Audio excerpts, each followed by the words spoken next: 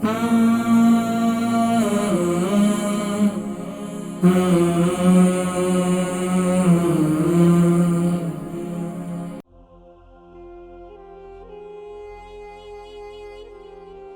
है काफी अरसे से, और इसी तरीके से इनको ब्लड प्रेशर भी है, हाई ब्लड प्रेशर भी है। जी अस्सलाम वालेकुम व रहमतुल्लाहि व बरकातहू। अस्सलाम वालेकुम। वालेकुम अस्सलाम व रहमतुल्लाहि व बरकातहू। नाम, उम्र, वजन, शहर? मेरा नाम जुबैदा भट्ट है।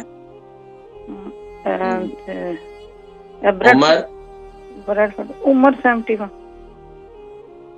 उम्र 71, माशाअल्लाह। वजन?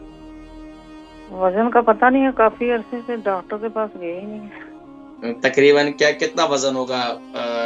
70 से 70 प्लस होगा? हाँ जी, 70 से ऊपर है। 70 से ऊपर है। Long time. अच्छा चलें ठीक है, मैं देख लेता। अच्छा ये बताइए सवाल क्या है? मुझे ना बहुत तकलीफ है, मुझे डायबिटीज भी है, हाई ब्लड प्रेशर भी है, काफी अरसे से तकलीफ है। तो पहले बॉडी सारी सूज गई थी और टांगे और पाँव रेड हो गए थे, तो बहुत तकलीफ है। जल रही है बॉडी और कोल्ड हो जाती है और पानी निकलता है, जैसे फील होता है टांगों से पाँव से पानी निकल रहा है।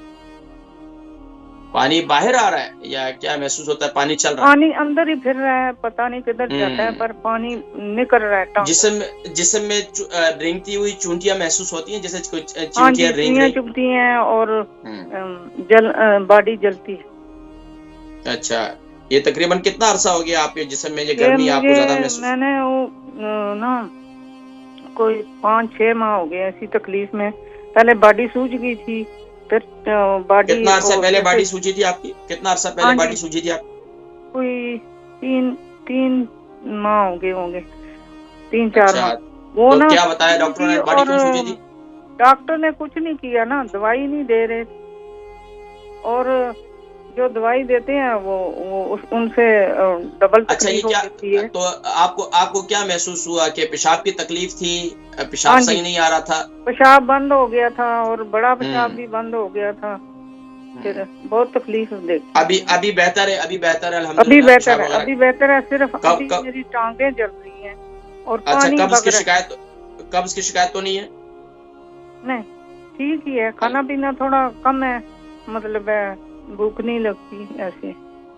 अच्छा ठीक है, प्रोग्राम देखें, मैं जिक्र करता हूँ इंशाल्लाह। बहन है जुबैदा भट्ट, इनकी उम्र 71 है और 70 प्लस इनका वजन है। इनको भी शुगर है काफी अरसे से, और इसी तरीके से इनको ब्लड प्रेशर भी है, हाई ब्लड प्रेशर भी है, और इनकी बॉडी में सूजन काफी हो गई थी पिछले दिनों, और टांगों में भी काफी सूजन हो गई थी।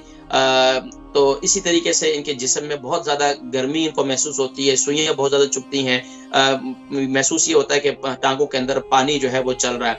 और इसी तरीके से इनको यानी कि इनके जो बॉडी में सूजन हुई थी तो बता रही थी कि ये मैंने पूछा कि पेशाब की तकलीफ थी, तो बताया कि हाँ पेशाब जो है इनका बंद हो गया था और भूख भी नहीं लगती। इसके हवाले से कुछ बताएं।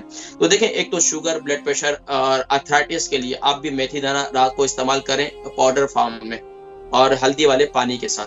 तो दूसरा काम आप ये करें कि हम अपने खास तौर पर अपना जो यानी कि आपका जिस्म है, इस हिस्से को खूब इसका मसाज करें। यहाँ पर जब भी आपके पाँव में सूजन का होना है या खास बस औकात देखें भी कि आपको ब्लैडर में जब ये खास तौर पर किडनी कमजोर हो जाए तो उस वजह से भी ये होता है, पेशाब की तकलीफ ना होने की। लेकिन अल्हम्दुलिल्लाह अभी आपको कुछ नहीं है, सिर्फ ये महसूस होता है जैसे पानी चल रहा है। तो उसके लिए क्या करें, आप अपने पाँव का मसाज करें, अपनी टांगों का मसाज करें। बस औकात ये भी होता है कि आपके टांगों में खून का दौरान नहीं होता, खून के दौरान ना होने की वजह से भी पाँव सुन्न हो जाते हैं, पाँव में सूजन हो जाती है। तो एक तो ये कि चहलकदमी खास तौर पर जरूर करें, थोड़े वॉक आधे घंटा जरूर करें, क्योंकि आपको वॉक की बहुत ज्यादा जरूरी है, वॉक बहुत ज्यादा जरूरी है।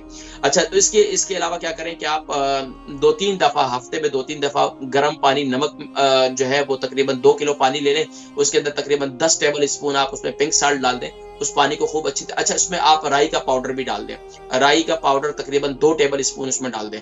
राई जो मिलती है, छोटी छोटी राई होती है जो अचार में डालते हैं हम, उसका 2 टेबल स्पून आप उसके अंदर वो भी डाल दें, और उस पानी को खूब अच्छी तरीके से उबालें, और 1.5 किलो रह जाए तो उसे उतार लें और उसके अंदर इसको थोड़ा सा आप ये नहीं कि इसके अंदर और पानी भी शामिल कर सकते हैं, लेकिन बेहतर है कि ना करें, थोड़ा सा इंतजार कर लें जब नीम गर्म हो, इतना हो कि आप उसमें पाँव रख सके। तो हफ्ते में 2-3 दफा आप ये भी करें, इससे इंशाल्लाह। और उसके बाद क्या करें, जब पाँव निकाल लें तो अपने तौलिए से अपने पाँव को खुश कर लें, ड्राई कर लें, और उसके बाद अपने पाँव का जैतून के तेल से मसाज करके पाँव में सूती जराबे, जिसे कॉटन के सॉक्स कहते हैं, कॉटन के सॉक्स खालिस कॉटन होने चाहिए, उसमें पॉलिस्टर नहीं होना चाहिए, क्योंकि आप इसको पहन के भी सो जाए तो कोई हर्ज नहीं होगा। लेकिन मना तो करते हैं, उस्ताद हकीम भी फरमाया करते थे कि जराबे पहन के नहीं सोना चाहिए, लेकिन वो नायलून के सॉक्स होते थे। हमारे अक्सर लोग नायलून के सॉक्स ही पहनते हैं, तो खासतौर पर कॉटन के सॉक्स इस मुल्क के अंदर कोई, हाँ अगर आपका कमरे के रूम टेम्परेचर बहुत ज्यादा हाई रहता है, बहुत गर्मी रहती है, फिर तो आपको ये भी बड़ा मुश्किल हो जाएगा।